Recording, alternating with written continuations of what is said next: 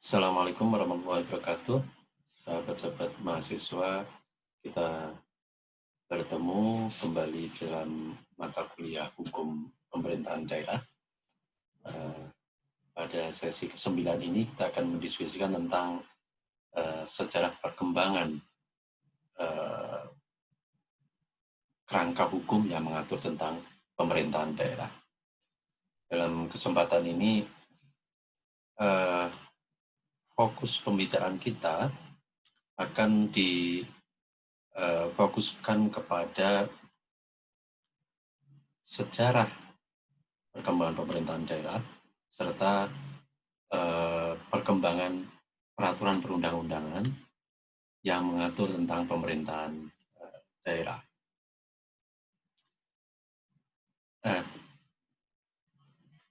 Kalau kita lihat sejarah perkembangan pemerintahan daerah, ini ada beberapa fase. Jadi yang pertama itu adalah fase awal kemerdekaan Indonesia, dimulai tahun 1945, di mana pada saat itu muncul Undang-Undang Nomor 1 tahun 1945 tentang kedudukan Komite Nasional Daerah. Jadi pada saat itu belum terdapat sebuah undang-undang yang secara khusus mengatur tentang pemerintahan daerah.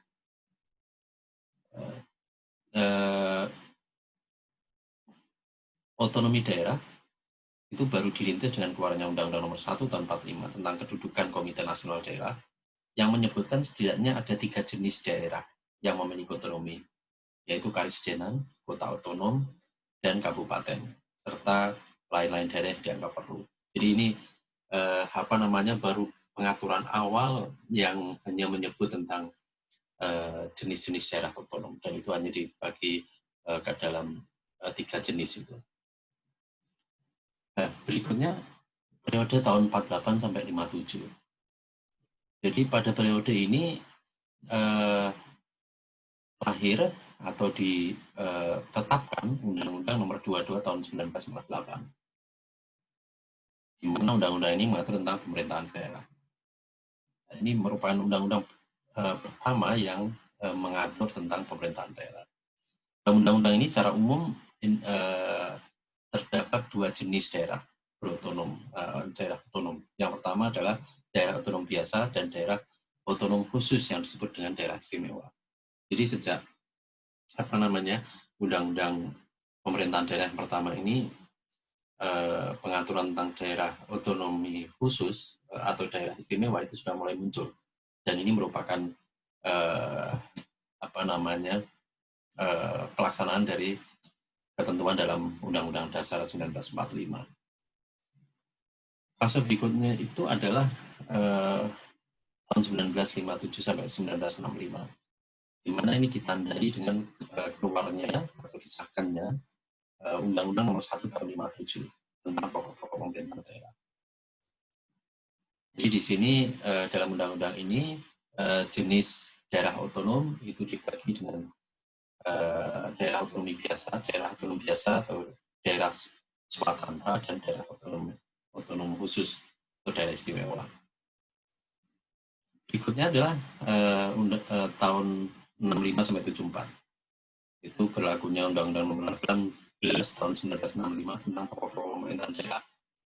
Ini mengatur tingkat otonomi, tingkat daerah otonom itu provinsi, kabupaten, dan kecamatan.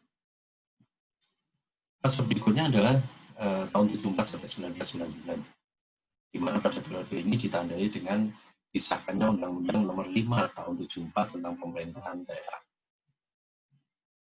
Di sini mulai disebutkan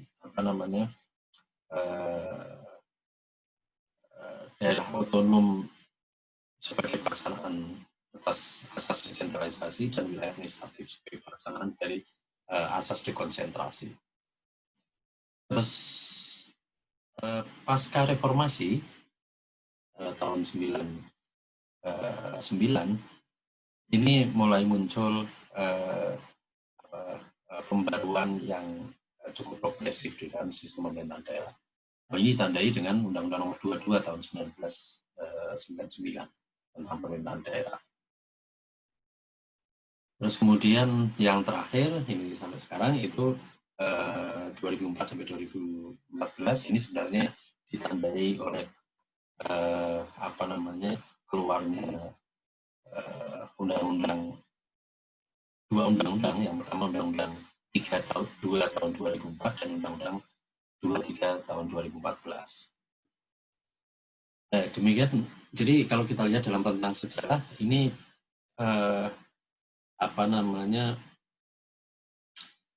dalam perjalanannya di awal kemerdekaan tahun 1945 sampai 1948 itu kita belum memiliki undang-undang tentang pemerintahan daerah secara khusus. Baru tahun 1948 itu keluar Undang-Undang Nomor 22 tahun 1948 yang mengatur tentang pemerintahan daerah. Tapi semenjak itu cukup sering terjadi penggantian undang-undang.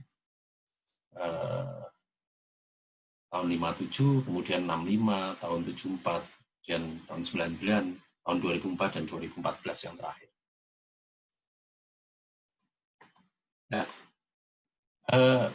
pengaturan tentang pemerintahan daerah ini sebelum kemerdekaan ini sebenarnya juga sudah muncul, tapi waktu itu masih menggunakan undang-undang dari pemerintah Hindia Belanda. Setelah kemerdekaan ini dalam Undang-Undang Dasar ini disebut 18. Kemudian dalam Undang-Undang RIS Republik Indonesia Serikat ini juga diatur pasal 167. Kemudian dalam Undang-Undang Dasar sementara diatur juga pasal 131 sampai 132. Jadi dalam 3 Undang-Undang Dasar yang pernah berlaku ini pengaturan tentang pemerintahan daerah juga muncul. Ini tadi beberapa daftar peraturan perundang-undangan terkait dengan pemerintahan daerah yang muncul setelah kemerdekaan. Nah, bagaimana gambaran singkat dari masing-masing undang-undang itu? Yang pertama, Undang-Undang Nomor 22 tahun 1948. Undang-undang ini mengandung beberapa prinsip. Yang pertama, penghapusan perbedaan cara pemerintahan di Jawa dan Madura dengan daerah luar biasa, dengan daerah luar bisa disatukan atau uniformitas pemerintahan daerah di seluruh Indonesia. Jadi undang-undang ini mengatur keseragaman sistem pemerintahan daerah, kecuali tentunya untuk daerah istimewa tadi. Kemudian yang kedua, membatasi tingkatan badan-badan pemerintahan daerah sedikit mungkin, yakni provinsi, kabupaten, kota besar, dan tingkat rendah yang belum ditentukan namanya. Karena namanya berbeda-beda bagi daerah. Kemudian penghapusan dualisme pemerintahan daerah, pemberian hak otonomi dan medebewin seluas-luasnya kepada badan-badan pemerintah daerah yang tersusun secara demokratis. Ya, menurut Wayong, Undang-Undang 22 tahun 48 ini memberi isi pada pasal 18 UUD 1945. Jadi pasal 18 yang hanya mengatur secara umum tentang pemerintahan daerah, bahwa Indonesia terdiri dari daerah besar dan kecil dan sebagainya, itu diterjemahkan secara lebih operasional pengaturannya dalam Undang-Undang Nomor 22 ini. Kemudian menurut Wayong, undang-undang ini juga membentuk 3 tingkatan daerah yang diatur dalam satu undang-undang. Kemudian memodernisir dan mendinamisir pemerintahan desa dengan status sebagai daerah tingkat 3, menghilangkan pemerintahan daerah yang dualistis dengan menetapkan DPRD dan DPD sebagai instansi pemegang kekuasaan tertinggi. Kemudian memungkinkan daerah-daerah yang mempunyai hak asal-usul di zaman sebelum RI mempunyai pemerintahan sendiri dengan status daerah istimewa. Jadi ini sebagai pelaksanaan dari ketentuan pasal 18 Undang-Undang Dasar 1945. Nah, sebenarnya bagaimana isi Undang-Undang Nomor 1 tahun 1947? Kalau kita merujuk pendapat dari Sutarjo, undang-undang ini dianggap memiliki kesalahan prinsip, yakni bentuk pemerintahan daerah tingkat 3, yang itu disamaratakan atau dipersamakan dengan daerah otonom lainnya, daerah tingkat 1 dan daerah tingkat 2. Daerah tingkat 2 ini daerah tingkat 3 ini pada level kecamatan dan desa itu menurut Sutarjo tidak bisa sebenarnya dipersamakan dengan daerah tingkat 1 yakni provinsi dan daerah tingkat 2 kabupaten kota. Tetapi undang-undang ini menjanjikan demokratisasi pemerintahan daerah dengan otonomi seluas-luasnya. Undang-undang ini juga memuat prinsip negara serikat atau Bronstadt karena pemerintah pusat tidak memiliki kewenangan untuk menjalankan kekuasaannya di daerah. Jadi memang situasi yang melatari munculnya undang-undang ini adalah sistem negara serikat. Ya. Kemudian undang-undang ini menganjurkan negara kesatuan, tapi di PLN ini membentuk negara federasi. Jadi ya itu tadi karena terpengaruh oleh situasi politik saat itu. Setelah berlakunya kembali Undang-Undang 45 melalui dekret Presiden dan sistem demokrasi berubah menjadi demokrasi terpimpin, maka Presiden menetapkan atau mengeluarkan penetapan Presiden nomor 6 tahun 59 dan nomor 5 tahun 60. Jadi ini pasca terjadinya perubahan politik gitu ya, perubahan politik di mana demokrasi liberal itu dihentikan, kemudian kembali ke UUD 45, maka kemudian dikeluarkan penetapan Presiden ini. Dan kedua penetapan Presiden ini menurut Meliangdi itu merubah tujuan desentralisasi dari demokrasi ke pencapaian stabilitas dan efisiensi pemerintahan di daerah. Jadi cenderung desentralisasi diubah menjadi sentralisasi. Penetapan Presiden ini sebenarnya memiliki maksud untuk memulihkan dan memperkokoh kewibawaan kepala daerah sebagai alat pemerintah pusat dengan diberi kedudukan dan fungsi rangkap sebagai alat dekonsentrasi atau sebagai penguasa daerah yang menjalankan fungsi dekonsentrasi sekaligus desentralisasi. Dan fungsi rangkap tersebut persoalan di daerah diharapkan dapat ditanggulangi oleh setiap kepala daerah. Jadi ini dua pendapat dari sarjana Sutarjo sama Anteli yang kita kaitkan Undang-Undang nomor 1 tahun 1957. Jadi kalau kita lihat sebenarnya Undang-Undang nomor 1 1957 ini kental dengan nuansa ini federasi karena tingkat otonomi daerah itu sangat tingkat keotonomian daerah itu sangat besar dan itu sangat kontekstual dengan situasi politik saat itu.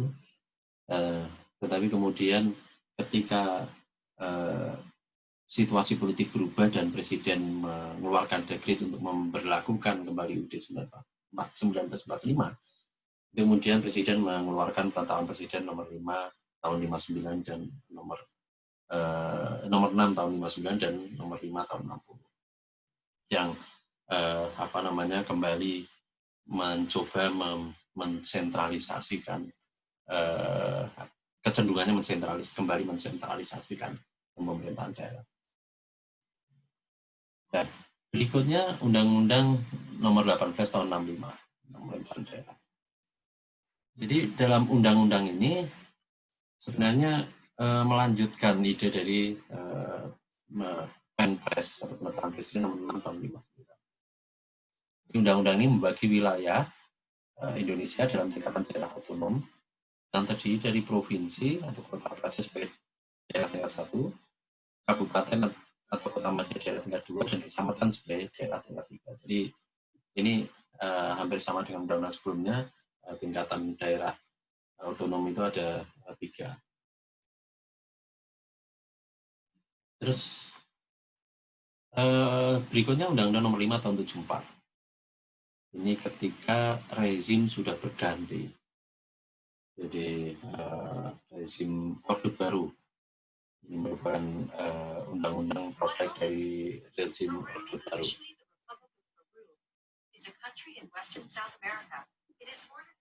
Undang-undang ini menganut prinsip otonomi daerah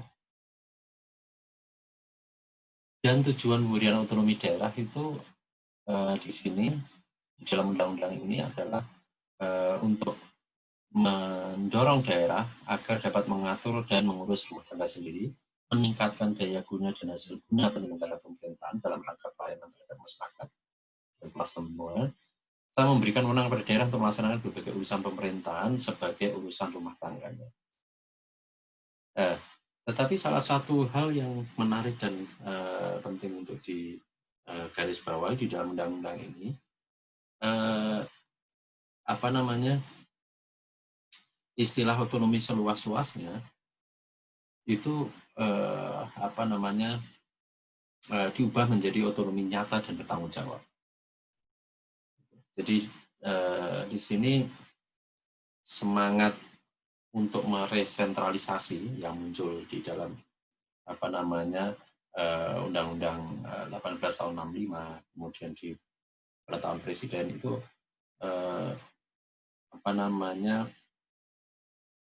semakin menguat. Terus yang kedua, otonomi yang diberikan itu disertai dengan frasa bertanggung jawab. Jadi di sini otonominya sebenarnya tidak lagi otonomi yang seluas-luas. Jadi kontrol dari pemerintah pusat itu kembali menguat gitu berdasarkan Undang-Undang nomor 5 tahun 74 ini. Setelah reformasi, ini muncul Undang-Undang nomor 22 tahun 99. Jadi situasi politiknya sudah berubah, terus kemudian gerakan reformasi mendorong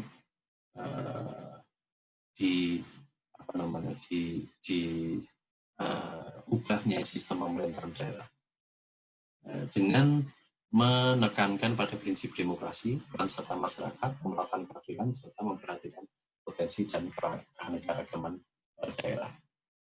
Dan berdasarkan Undang-Undang 22 ini, daerah itu dibagi menjadi dua, daerah provinsi dan daerah kabupaten kota sebagai daerah otonom.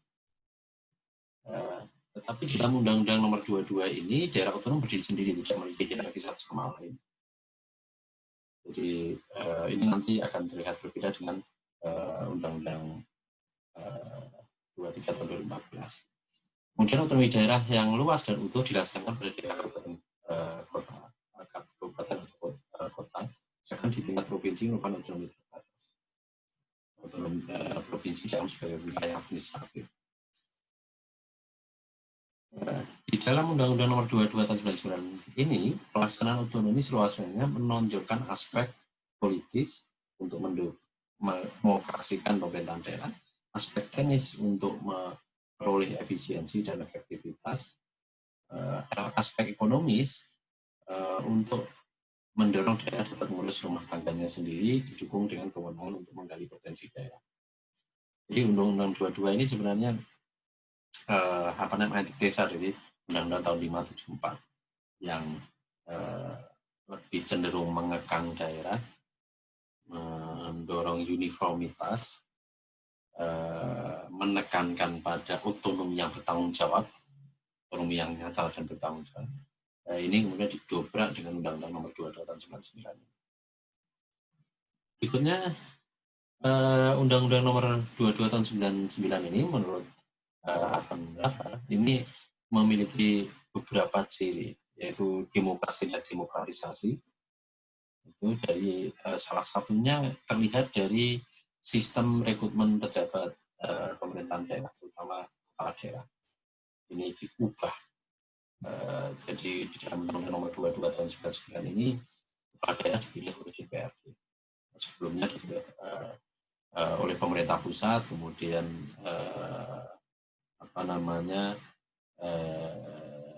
ditetapkan atau diangkat oleh pemerintah pusat dan usulan DPRD dan sebagainya. Di Undang-Undang nomor 22 ini sistem pemerintahan, sistem rekrutmen kepala daerahnya ini diubah, menekankan pada ruang atau kewenangan dari DPRD untuk memilih kepala daerah. Yang kedua cirinya adalah mendekatkan pemerintahan dengan rakyat. Jadi di dalam undang-undang ini otonomi daerah itu diletakkan di tingkat kabupaten untuk mendekatkan kinerja pelayanan dari pemerintah kepada rakyat. Kemudian ini tidak menggunakan sistem otonomi bertingkat. Jadi tidak ada daerah tingkat 1, 2, dan 3, tidak ada. Jadi hanya provinsi dan kabupaten kota. Yes. Berikutnya pada tahun 2004 dilakukan penggantian undang-undang tentang pemerintahan daerah dengan keluarnya atau dengan disahkannya Undang-Undang 32 tahun 2004. Di dalam undang-undang ini ada beberapa hal menarik yang bisa dicatat. Yang pertama, istilah desentralisasi itu didefinisikan secara berbeda. Jadi tidak hanya penyerahan wewenang, tapi ada embel-embel penyerahan wewenang kepada daerah untuk menyelenggarakan urusan pemerintahan. Nah, di dalam Undang-Undang Nomor 32 ini juga masih menganut teori residu. Ini sebagaimana di Undang-Undang 22. Jadi di teori residu itu merupakan sebuah teori yang mengatur atau yang menyebut bahwa pemerintah pusat itu memiliki kewenangan-kewenangan tertentu, sedangkan kewenangan sisa di luar kewenangan-kewenangan tertentu itu menjadi kewenangannya daerah. Teori residu. Kalau kita lihat di Undang-Undang 22 itu disebutkan dengan diberlakukannya otonomi daerah itu, pusat itu hanya mengurusi beberapa urusan pemerintahan saja, misalnya pertahanan, fiskal, agama atau moneter ya, agama dan lain sebagainya. Sisanya itu adalah menjadi urusan pemerintah daerah. Nah, di Undang-Undang 32 itu juga masih anut teori residu ini. Kemudian di Undang-Undang 32 tahun 2004 ini juga mengatur beberapa hal terkait dengan pembentukan daerah dan kawasan khusus, pembagian urusan pemerintahan, kepegawaian daerah, dan sebagainya. Undang-Undang 32 juga mengakui dan menghormati satuan pemerintahan daerah bersifat khusus. Di daerah perkotaan bentuk pemerintahan terendah disebut kelurahan, sedangkan di daerah pedesaan disebut dengan desa. Di desa pun itu sistem demokrasi juga diterapkan karena pemerintahan desa itu tidak hanya terdiri atas kepala desa, tapi juga ada badan permusyawaratan desa. Nah, di dalam Undang-Undang 32 ini juga ada perubahan yang sangat fundamental dalam sistem rekrutmen kepala daerah. Jadi kalau di Undang-Undang 22 tahun 99 itu kepala daerah dipilih oleh DPRD. Di dalam Undang-Undang 32 ini kepala daerah dipilih langsung oleh rakyat. Jadi dia prosesnya diselenggarakan oleh KPU dan diawasi oleh Bawaslu. Nah, akibat dari penerapan sistem pemilihan kepala daerah secara langsung oleh rakyat ini, relasi DPRD dengan kepala daerah juga berubah. Jadi kalau dalam Undang-Undang 22 tahun 99 karena kepala daerah itu dipilih oleh DPRD, maka kepala daerah bertanggung jawab kepada DPRD. DPRD bisa meminta pertanggungjawaban dan bisa memberikan sanksi sampai memberhentikan kepala daerah. Tetapi di Undang-Undang 32 karena sistem pemilihan kepala daerah diubah menjadi dipilih langsung oleh rakyat, maka relasi DPRD dengan kepala daerah juga berubah. Jadi kepala daerah tidak lagi bertanggung jawab kepada DPRD. Yang terakhir di Undang-Undang 23 tahun 2014. Jadi di Undang-Undang 23 tahun 2014 ini terkait dengan definisi dari otonomi daerah atau desentralisasi itu tidak lagi menggunakan penyerahan wewenang, tapi istilah wewenang diganti menjadi urusan. Urusan pemerintahan itu dibagi menjadi urusan pemerintahan absolut, urusan pemerintahan kongruen, dan urusan pemerintahan umum. Apa itu urusan pemerintahan absolut? Adalah urusan pemerintahan yang sebenarnya menjadi kewenangan pemerintah pusat, dari politik, luar negeri, pertahanan, keamanan, justisi, moneter, fiskal, dan agama. Sedangkan urusan pemerintahan kongruen adalah urusan pemerintahan dibagi antara pemerintah pusat dan daerah provinsi dan daerah kabupaten kota. Jadi yang urusan kongruen ini yang urusan yang sama-sama. Dengan urusan pemerintahan umum adalah urusan pemerintah yang menjadi kewenangan presiden sebagai kepala pemerintahan. Jadi di dalam Undang-Undang 23 ini dipisah-pisah. Kalau kita lihat di Undang-Undang 22 itu kan teori residu. Jadi yang ada itu ada kewenangan pemerintah pusat di apa namanya 7 area ini, 7 sektor ini. Sisanya menjadi urusan daerah, jadi teori residu. Kemudian di Undang-Undang 23 tahun 2014 ini di konstruksinya yang ditata. Jadi ada urusan absolut pemerintah pusat, kemudian ada urusan pemerintahan yang kongruen, dan urusan pemerintah umum. Yang berikutnya terkait dengan pemilihan kepala daerah, ini masih tetap bertahan dilakukan secara langsung, tetapi pengaturannya dikeluarkan dari Undang-Undang Pemerintahan Daerah. Jadi ada undang-undang tersendiri yang mengatur tentang pemilihan kepala daerah. Relasi dengan DPRD antara DPRD dan kepala daerah juga masih sama. Karena kepala daerah tidak dipilih oleh DPRD tapi dipilih langsung, maka kepala daerah tidak bertanggung jawab kepada DPR. Selanjutnya di Undang-Undang 23 ini juga dikeluarkan pengaturan tentang desa. Jadi pengaturan tentang desa tidak lagi dimasukkan di dalam Undang-Undang tentang pemerintah desa, tetapi diatur di dalam undang-undang yang tersendiri.